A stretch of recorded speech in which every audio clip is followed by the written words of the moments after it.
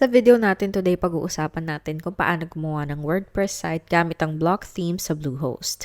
What's up guys? Ako si Ashley at kung nakarinig ka na ng mga terms like block themes and thought wala akong idea kung ano yan, trust me, hindi ka nag-iisa. Maraming taong feeling biglang naging complicated ang WordPress when really, it just changed how things are built behind the scenes. So, itong video na to is meant to make it feel simple again. So, today I'm gonna show you what it looks like to create with a block theme on Bluehost. So, by the end of the video, you'll know what a block theme is, paano gumagana yung full site editing, at kung bagay ba sa'yo tong style na to ng pagbuo ng website. So, ayun, let's get into it. Simulan muna natin sa basics. So, a WordPress block theme is a newer type of theme that lets you build your entire website using blocks. Kung nakagawa ka na dati ng blog post sa WordPress, you've already used blocks. Yung paragraphs, images, buttons, and headings, lahat yan blocks na. Ang pinagkaiba ngayon, hindi na lang pang blog post yung blocks. Sa block theme, pati yung header, footer, layouts, and templates mo, gawa na rin gamit ang blocks. That means you can visually edit almost every part of your site without touching code or using a separate page builder. Full site editing yung feature na nagpapagana sa lahat ng yan. It allows you to edit your entire site from inside WordPress instead of being locked into a theme's design. You can change things directly and see updates in real time. At kapag sinabi nating on Bluehost, ibig sabihin naka-host yung WordPress mo sa Bluehost and installed through their dashboard. The tools work the same way on other hosts. Pero common starting point talaga ang Bluehost para sa mga beginners. Kaya yun ang gagamitin nating setup dito. Pero bago tayo dumiretso sa demo, let's talk about why WordPress moved in this direction.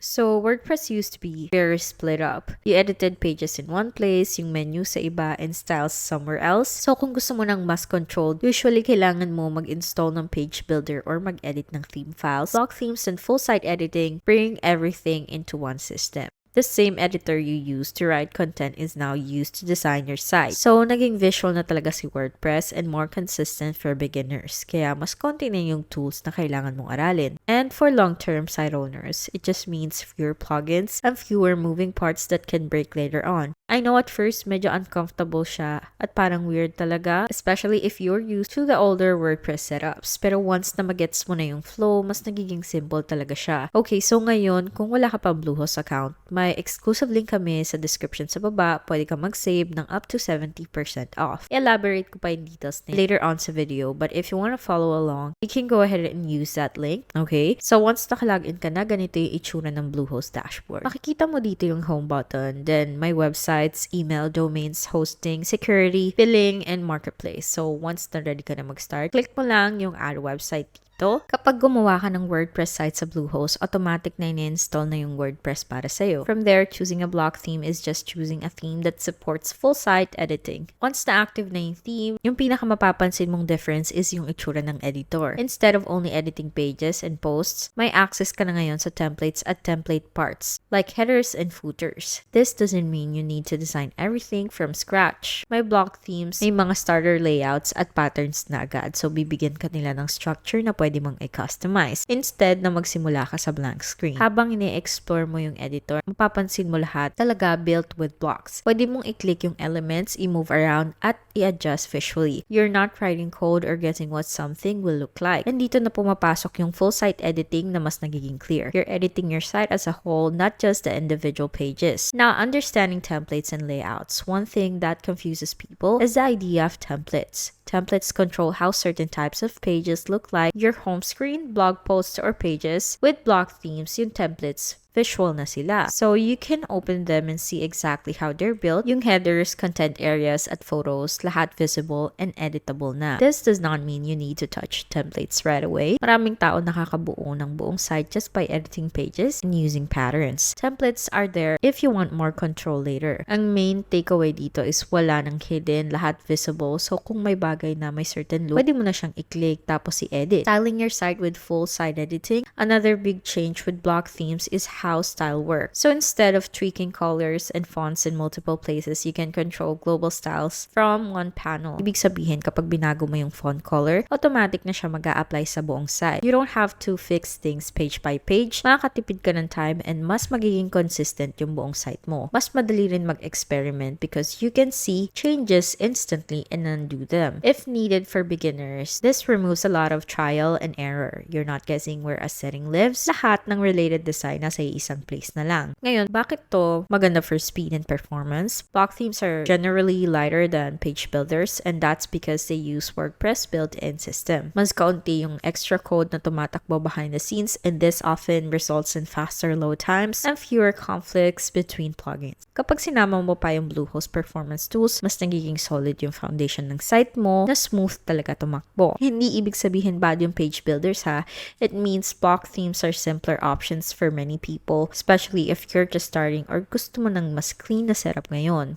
So, pag-usapan naman natin yung different plans and pricing options ng Bluehost if this is the route you're wanting to go build your website, okay? Ang gagawin mo, gamitin mo ulit yung link namin sa description below. Once na naklik mo yung link, i-click mo lang yung Get Started, and this is a special partner offer talaga. Again, you do need to use our link to get the discount. May starter plan pala dito na around $2.90 per month lang. So, bali nakakasave ka ng 70% off dito for 36-month term siya. With this plan, kasama na yung website at hosting, so we've got 10 websites, 10 gigabytes of storage. Ideal siya for around 40k visits per month, and may kasama ka pang AI site creation tool na mas mapapadali ang buong site mo, free CDN, manage WordPress updates, global data centers, 24/7 chat supports, at marami pang iba. May kasama ka ding security features like free SSL, free malware scanning, web application firewall, DDoS protection, and weekly website backups. May marketing features din dito. So may Yoast SEO ka at Pro Email free trial. Then may advanced feature pa dito like static, content caching, object caching, and WordPress staging, plus marami pang iba. Then may business plan din tayo, which is just $5.90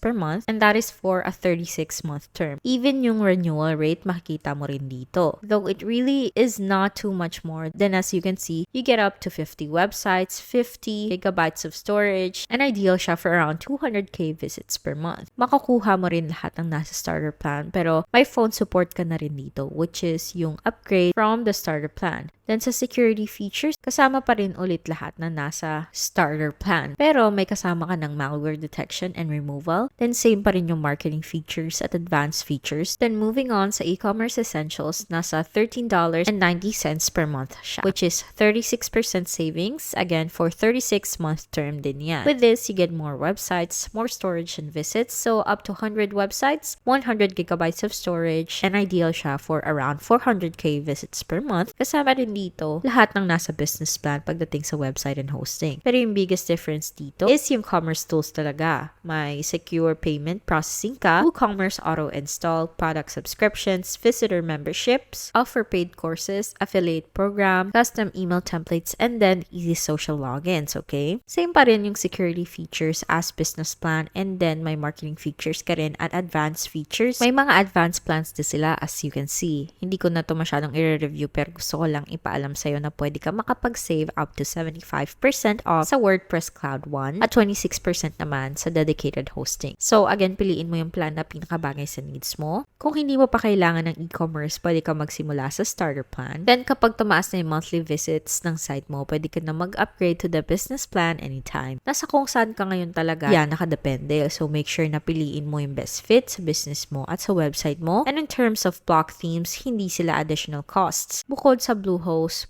hosting plans mo, marami ring free themes na available. May premium options din sila, but again, those are completely optional if you wanted to go ahead and buy one. So bago tayo mag-wrap up, pag-usapan naman natin yung pros and cons. Ikaw na magde-decide kung Bluehost ba talaga yung right tool para sa'yo. Isa sa biggest pros ng block themes is simplicity. Isang editor lang para sa lahat, nababawasan ng confusion at bumibilis yung learning process. Another advantage is flexibility. Hindi ka nakalock sa rigid na theme layout. You can just adjust headers, footers, and layouts usually.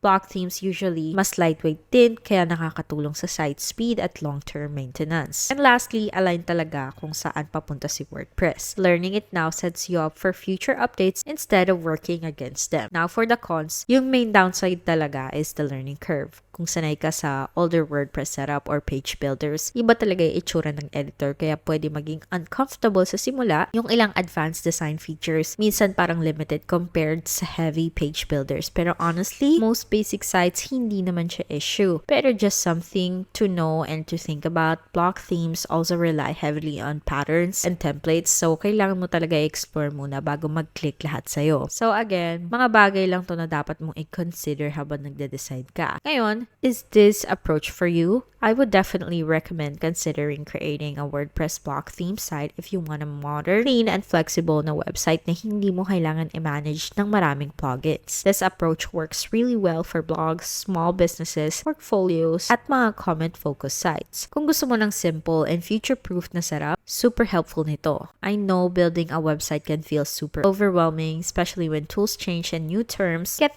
thrown around. Block themes and full site editing are not about making things harder. Ang goal nila ay bigyan ka ng more control in a simpler way. So, kung gusto mo bumuo ng site gamit yung setup na pinag-usapan natin today, again, kung gusto mong bumuo ng site gamit yung same setup na pinag-usapan natin today, again, Bluehost is a really great option. That wraps up this video, kaya kung gusto mong itry yung setup for yourself, make sure na gamitin mo ulit yung exclusive link namin sa description below para makasave ng 70% off sa standard plans. Gusto ko lang na i-mention na affiliate link sa mga to, meaning pwede kaming kumita ng small commission ng walang extra cost from you. So kung gagamitin mo yung links namin, maraming salamat in advance sa suporta mo sa channel namin. It really helps us continue to create free content just like this. So don't forget na mag-like sa video na to, mag-subscribe sa channel kung hindi ka pa nakasubscribe, and of course, mag-iwan ng comments or questions below. We'd love to hear from you. This channel is dedicated to helping you build and manage your websites with clear, simple guidance. Maraming salamat sa panonood, and I'll see you in the next video.